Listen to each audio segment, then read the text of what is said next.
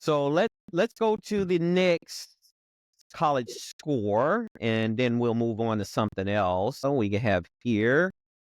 Okay. I'm just really interested to see how the schedule in that bracket is going to look tomorrow night going into Monday morning, because it's going to be really, really interesting to see how that's going to play out. So right here, it looks like Notre Dame, and Notre Dame is ranked up really high, but I think they're sitting on an idle this weekend right now, because one of these teams is going to have to play Notre Dame, because Notre Dame is right down in the thick of that. Arizona State has really gotten better too, because I didn't think when Herm Edwards was at Arizona State, they were average team. I mean, they were.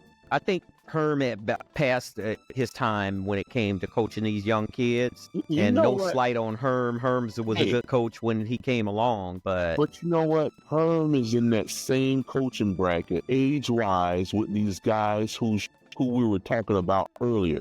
You got the Mac Browns, you got the Herm Edwards. You see, Saban was smart enough to walk away from the game, and now you got Belichick talking about coming back to coach. These antiques got to sit down somewhere and move this thing over to these younger coaches, man. You got these 40-year-olds that's winning right now. You got these 50-year-olds winning. And these antiques who, almost need a cane to get out there on the field need to step aside. Sometimes these guys, the game is passed them by. They still running crossbacks and stuff. They need to get out of the way. I mean, Mac Brown was pissed when they ran him off last week. And you want to, how nasty the organization which he screwed up. He screwed that up, man. And he got fired because the alumni want to go in a different direction. Man, listen, they looking at it like this here. They're not getting what they're putting out. They paying this guy millions of dollars to turn around a team, and you're not doing it. And you're going backwards. And that's what happened to him. Just like, he went backwards. I mean, at the very end he did, because the first few years he came in, he was fairly successful. The first few years. I'm saying he's going North Carolina was very competitive in the ACC. He was kicking butt, and now he's not.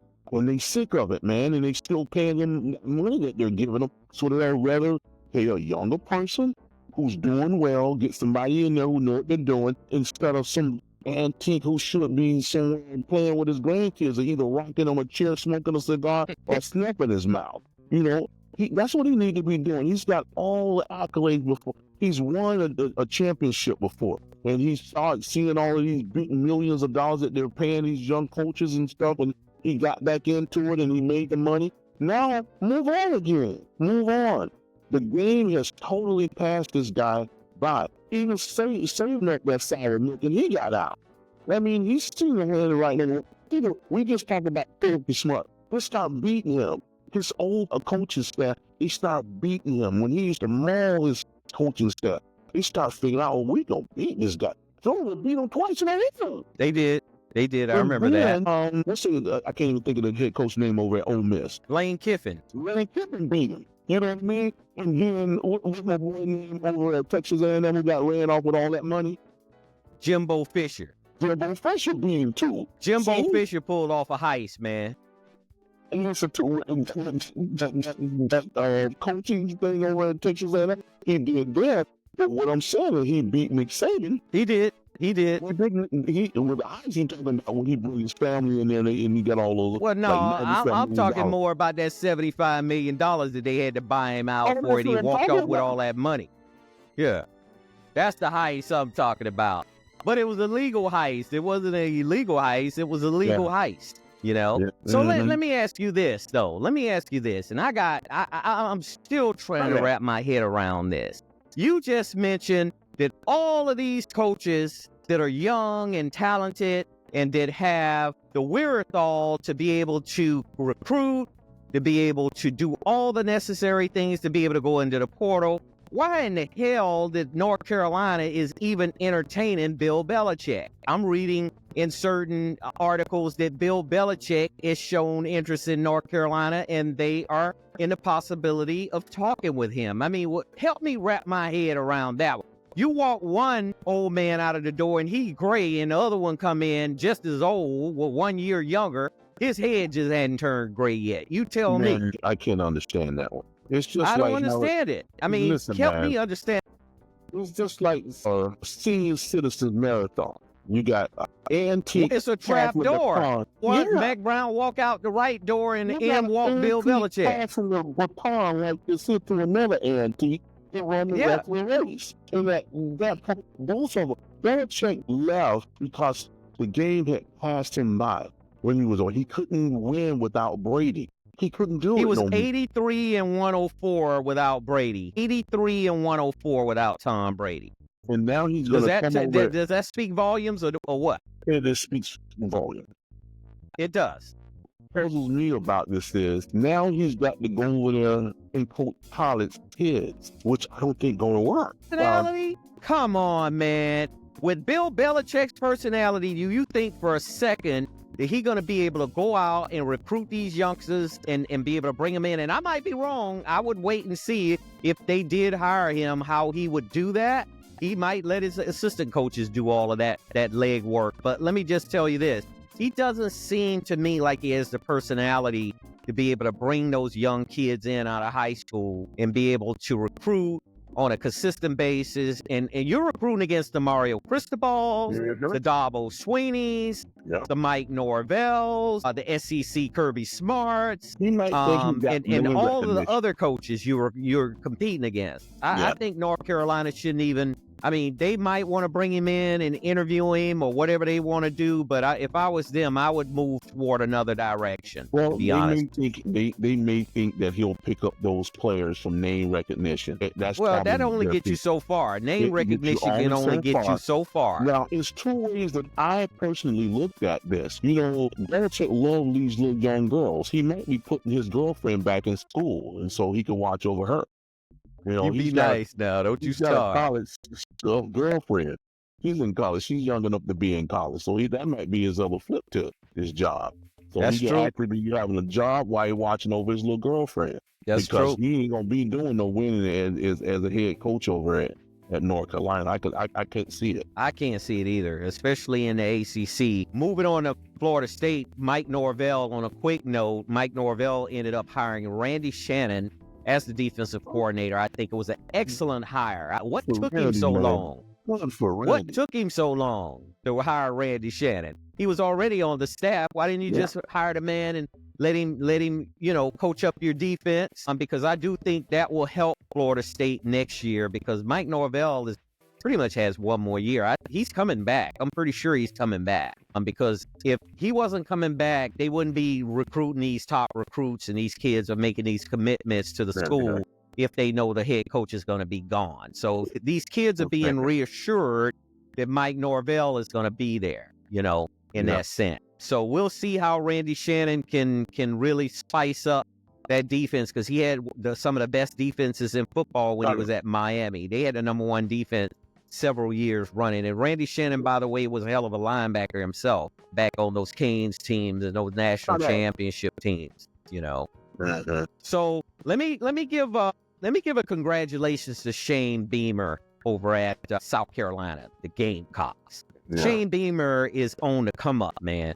I'm just telling you now, Shane Beamer is one of the best young minds and best young coaches that's in college football right now. And he is the son of the legendary coach Frank Beamer. Wow. Frank Beamer coached Murray State, and then he went to Virginia Tech, and he ran a table at Virginia Tech. Virginia Tech was in the hunt pretty much every year during Frank Beamer's tenure at Virginia Tech. So that genetic trait and those talented traits that Frank Beamer had, Shane Beamer has them. And South Carolina is definitely going in the right direction. They got really good players. They got a very talented quarterback. So congratulations to Shane Beamer and his staff over at South Carolina. I hope one day to meet Shane Beamer, because I am familiar with the South Carolina program, and I've had some interactions within that program. So, and shouts out to Dr. Harris Pastides and the First Lady of South Carolina, Miss Patricia Moore Pastides. Very classy people, wonderful people, the best people you could ever be around. Dr. Harris Pastides and the First Lady Patricia Moore Pastides. And last but not least, we'll pretty much wrap this thing tonight. And, we want to make sure that you, the viewer, can reach out to us with any concern or any topic or anything that you would like to discuss with us. We will respond to as many people as we can respond to. And once again, just reach out to us and let us know if you want us to, cover some of your topics. One last thing on Jersey Mike's. Jersey Mike's is one of the top Subway sandwich shops in the country. So with Jersey Mike's, I'm going to repeat this one more time. If you're ever in the Dakotas, mainly South Dakotas, Spearfish, South Dakota, please, by all means, visit that Jersey Mike's. The owner is Brad Prescott, and Brad is a class personified person. He is a wonderful person. I met Brad personally, and you couldn't meet a better person than Brad Prescott. And Isaiah, we'll let you close it out. Yeah. It just so happened that I happen to love this stuff any old way, and I love eating it. It's great for tailgating. It's great for hanging out. It's great for lunch or dinner. It's got good everything. I just happened to have a Philly today. It was on the money. Great stuff. Full of meat, full of cheese. All the topping was on the money. So, guys, if you ever get hungry, once you try it, they got you. I'm telling you. That's right. Well, I love it. I love the hospitality you have when you go inside these restaurants. They're always patient with you. They take care of you just like you was a relative. So go in there and patronize their business. Good stuff. And I want to thank everybody for listening to us and, enjoying these moments with us. We really appreciate it. Tomorrow we'll be covering some sports again, or looking at the stats of what's happening with college football. And we'll be bringing them to you. So you guys have a pleasant weekend. Enjoy yourself. Take care of each other. Talk to your friends, your relatives, your co-workers, and tell them to subscribe. Because we appreciate it. You guys enjoy the night. Absolutely. Well said. And we're out. Thank you for joining the DC Stewart Show podcast, along with my cohort and co-host and my main man, Isaiah. We'll see you soon. Take care.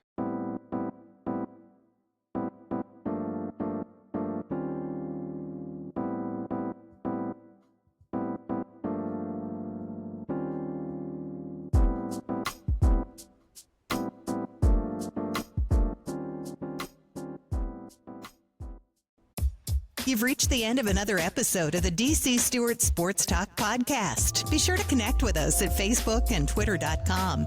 Your voice is important, so head over to iTunes to subscribe, rate, and leave us a review. Catch our next episode.